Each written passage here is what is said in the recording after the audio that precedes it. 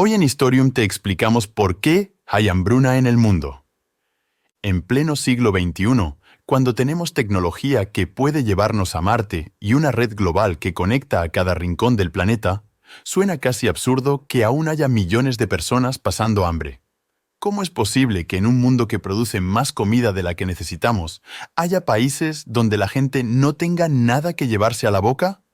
La respuesta es tan compleja como antigua, y es una mezcla de historia, política, economía y, sí, también un poco de codicia.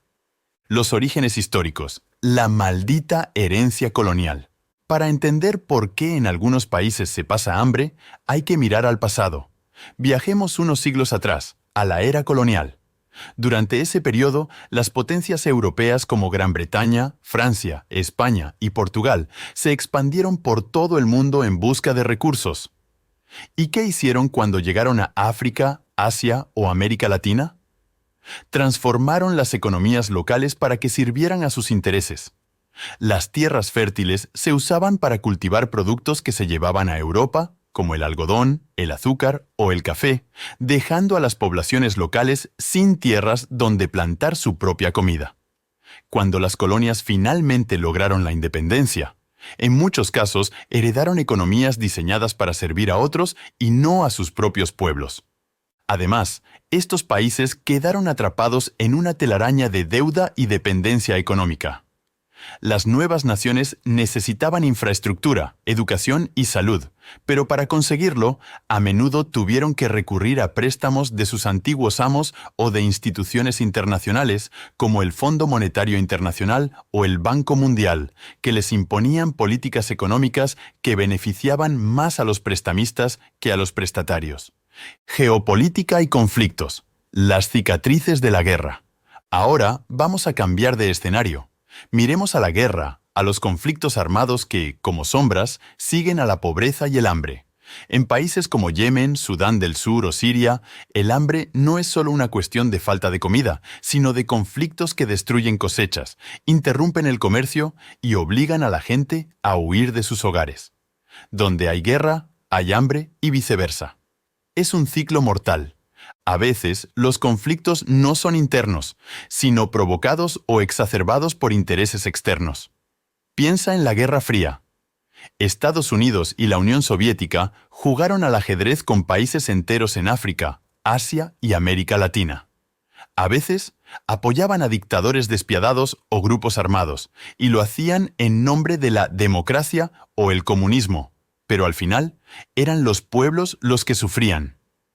Plantaron las semillas de futuros conflictos que hasta el día de hoy alimentan la pobreza y el hambre. Economía global, desigualdad y dependencia. Pero la historia no se detiene allí. Hay que hablar del presente, del sistema económico global que parece estar diseñado para beneficiar a unos pocos a expensas de muchos. Las reglas del comercio internacional no son iguales para todos. Los países ricos a menudo subsidian su agricultura, inundando los mercados globales con productos baratos. Esto hace casi imposible que los agricultores en países más pobres compitan. ¿Resultado? Los países en desarrollo a menudo dependen de importar alimentos, aunque tengan tierras fértiles y manos dispuestas a trabajar. Además, hay algo que se llama ciclo de la pobreza. Imagina un país que depende de un solo producto para sus ingresos, como el cacao, el café o el petróleo. Si el precio de ese producto cae en el mercado mundial, todo el país sufre. No hay dinero para importar alimentos y los precios suben. La gente común no puede pagar lo que antes era asequible, y cuando no puedes pagar, no comes. Cambio climático, la amenaza silenciosa. Y si pensabas que ya teníamos suficientes problemas, aquí llega el cambio climático. Las sequías, las inundaciones y otros fenómenos extremos están golpeando con más fuerza a los países que menos han contribuido al calentamiento global. Irónico, ¿no? En el Cuerno de África, por ejemplo, millones de personas han enfrentado una sequía devastadora en los últimos años. Sin lluvia, no hay cosechas. Y sin cosechas, no hay comida. Pero el cambio climático no solo afecta la producción de alimentos. También puede provocar conflictos por los recursos, obligar a la gente a migrar y desestabilizar gobiernos. Todo está conectado. La codicia humana, los acaparadores del hambre. A veces, la respuesta más simple es también la más dura de aceptar. El hambre existe porque alguien se beneficia de ello. Las corporaciones, los gobiernos corruptos, los señores de la guerra y los especuladores de alimentos han aprendido a sacar provecho de la desgracia ajena. Durante la crisis alimentaria mundial del año 2007, por ejemplo, grandes inversores apostaron en el mercado de futuros de alimentos, haciendo que los precios se dispararan. Mientras ellos ganaban millones, millones de personas no podían permitirse comprar pan. ¿Hay salida de este lío? Sí, pero no será fácil. Requiere un enfoque global que ataque las raíces del problema. Políticas más justas, regulación del mercado de alimentos, inversión en agricultura sostenible y un esfuerzo serio por combatir el cambio climático.